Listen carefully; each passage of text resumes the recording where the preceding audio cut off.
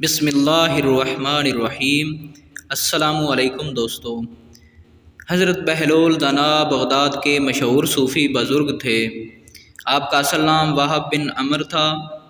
آپ نے جب دنیا کی آسائشوں کو خیر باد کہہ دیا تو ننگے پاؤں دیوانوں کی طرح بغداد اور ارد گرد کے ویرانوں میں گھومتے رہتے۔ کوئی گھر کوئی ٹھکانہ نہ رہا، جہاں تھک جاتے بس وہیں ڈیرا ڈال لیتے تھے۔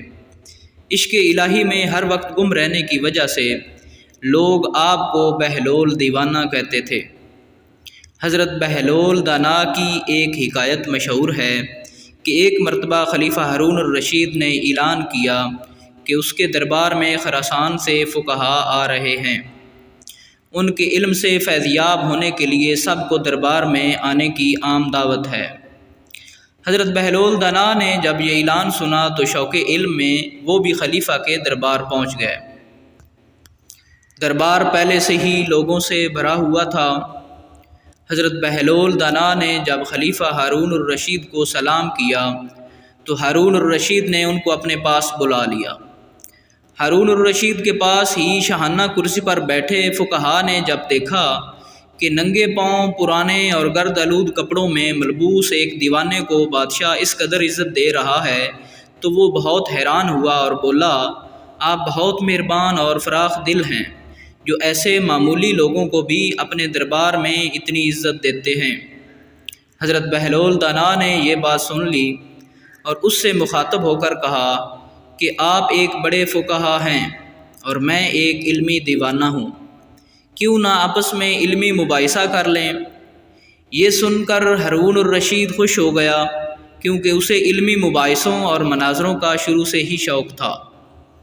ہارون الرشید نے فقہا کو مخاطب کرتے ہوئے کہا کہ آپ کو بہلول کی دعوت کو قبول کر لینا چاہیے۔ فقہا نے کہا، میں علمی مباحثہ کرنے کے لیے تیار ہوں، لیکن میری ایک شرط ہوگی۔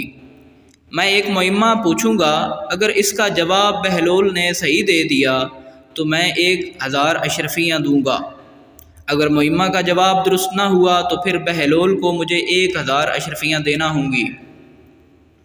بہلول مسکرائے اور کہا، فقیروں کے پاس بھلا مال دنیا کا کیا کام؟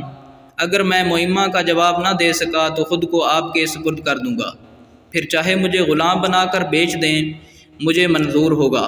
فقہا نے یہ بات مان لی اور معمہ بیان کیا کہ ایک گھر میں عورت اپنے شرعی شوہر کے ساتھ بیٹھی ہوئی ہے، گھر میں مزید 2 افراد بھی موجود ہیں، ان میں سے ایک شخص نماز پڑھ رہا ہے اور دوسرا روزے سے ہے۔ اچانک دروازے پر دستک ہوتی ہے اور ایک چوتھا شخص گھر کے اندر داخل ہو جاتا ہے۔ اس کے آتے ہی شوہر اور بیوی ایک دوسرے پر حرام ہو جاتے ہیں، گھر میں نماز پڑھنے والے کی نماز اور روزہ دار کا روزہ باطل ہو جاتا ہے۔ بتائیں باہر سے آنے والا چوتھا شخص کون ہے؟ معمہ سن کر دربار میں موجود دانش مند بھی سر پکڑ کر بیٹھ گئے کہ آخر چوتھا شخص ہے کون، جس کے آتے ہی میاں بیوی ایک دوسرے پر حرام ہو گئے اور نماز پڑھنے والے کی نماز اور روزہ دار کا روزہ باطل ہو گیا۔ دربار میں خاموشی سی چھا گئی۔ اسی اثناء میں حضرت بہلول دانا نے بے ساختہ جواب دیا، گھر میں داخل ہونے والا چوتھا شخص اس عورت کا پہلا شوہر ہے جو سفر پر گیا ہوا تھا۔ جب عورت کو اس کے انتقال کی خبر ملی تو اس نے کسی دوسرے مرد سے عقد کر لیا جو اس کے پاس بیٹھا ہوا تھا، جبکہ دیگر 2 افراد کا ہدیہ دے کر عورت اپنے مرحوم شوہر کی قضا نمازیں اور روزے رکھوا رہی تھی۔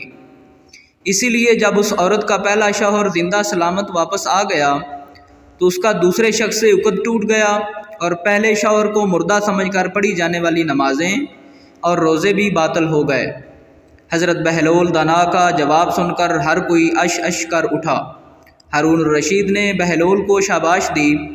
فقہا نے شرط کے مطابق 1000 اشرفیاں بہلول کو دینا چاہی تو آپ نے کہا کہ ہم فقیروں کو دنیا کے مال کی ضرورت نہیں، ان اشرفیوں کو مخلوق خدا میں بانٹ دیجیے۔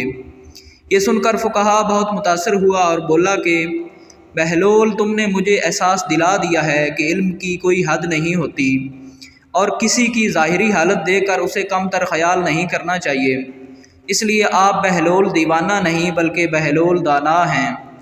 ایک دن حضرت بہلول بازار میں بیٹھے تھے کہ کسی شخص نے پوچھا، بہلول کیا کر رہے ہو؟ آپ نے کہا کہ بندوں کی اللہ سے صلح کرا رہا ہوں۔ اس شخص نے پوچھا پھر کیا بنا؟ بہلول نے کہا کہ اللہ تو مان رہا ہے لیکن بندے نہیں مان رہے۔ کچھ عرصہ بعد اسی شخص کا ایک قبرستان کے پاس سے گزر ہوا تو دیکھا کہ حضرت بہلول قبرستان میں بیٹھے ہیں۔ اس شخص نے قریب جا کر پوچھا بہلول کیا کر رہے ہو؟ آپ نے کہا بندوں کی اللہ سے صلح کرا رہا ہوں۔ اس شخص نے پوچھا پھر کیا بنا؟ حضرت بہلول دانا نے کہا بندے تو مان رہے ہیں مگر آج اللہ نہیں مان رہا۔ تو دوستو، امید ہے آپ کو یہ تحریر پسند آئی ہوگی، تو اس ویڈیو کو لائک کریں۔